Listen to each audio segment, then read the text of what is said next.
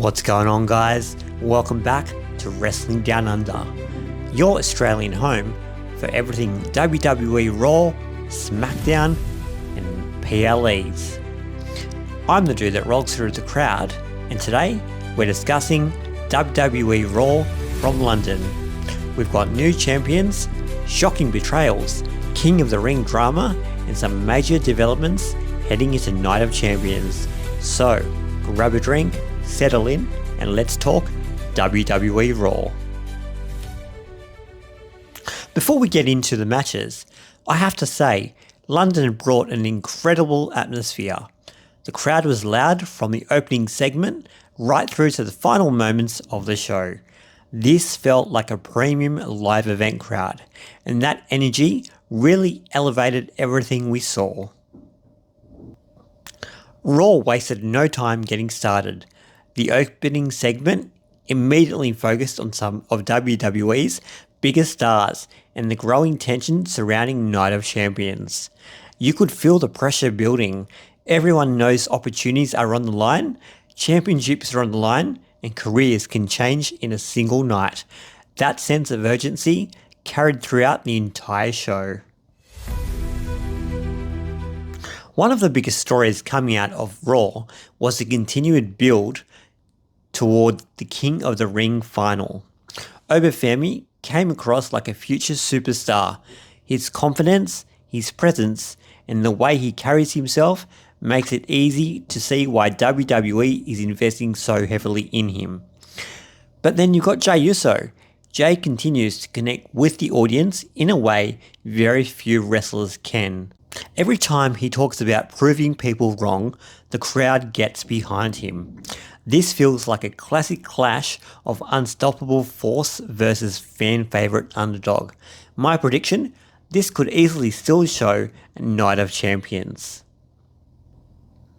Okay, so let's talk about the tag team division. One of the biggest moments of Raw came when the World Tag Team Championships changed hands. The match itself was physical, intense, and had fans invested from the start to finish. Whenever new champions are crowned, it creates fresh possibilities. Who's next? Do the former champions get a rematch? Can the new champions handle the pressure? These are the questions that are making fans tune in week after week. Now let's get to what may have been the biggest storyline moment of the entire night. The women's tag team match seemed fairly straightforward at first, but after the match, everything changed. Lyra Valkyria turned on Bayley. And when I say turned on Bayley, I mean she absolutely blindsided her. This wasn't just a misunderstanding. This wasn't just an accident. This was a deliberate statement. The women's division has been needing a major shake-up, and this could be exactly what WWE was looking for. The big question now becomes, why? What pushed Lyra to this point? And where does Bayley go from here? Another performer who continues to build momentum is LA Knight. Yeah. Whether he's wrestling, cutting promos, or simply walking to the ring, the crowd reaction remains intense. Every week, it feels like WWE has another opportunity to take him to the next level. The fans clearly love him and they believe in him.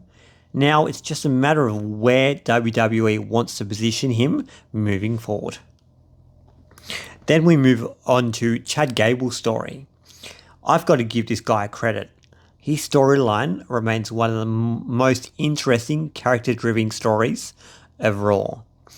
For years now, fans knew how talented he was in the ring.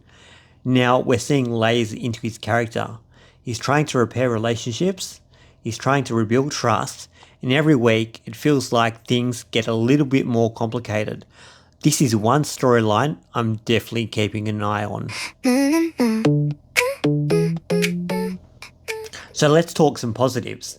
Number 1, the London crowd. Number 2, the advancement of multiple storylines. Number 3, Night of Champions actually feels important. Raw didn't just give us matches, he gave us reasons to care about what happens next. So if I had one criticism though, it's that some rivalries could still be more in depth. The matches are there, the talent is there. Now WWE needs to make sure every feud feels personal, enough that fans are emotionally invested.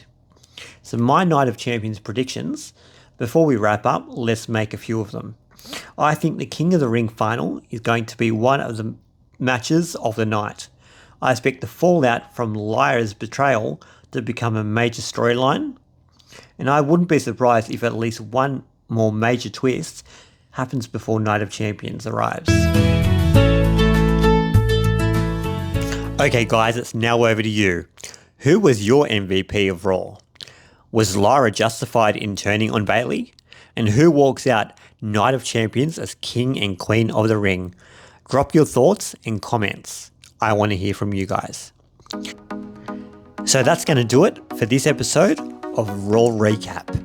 If you've enjoyed the show, make sure you subscribe, follow, and share it with your fellow wrestling fans. I've been your host, Rolling in the Crowd, and until next time, bye for now.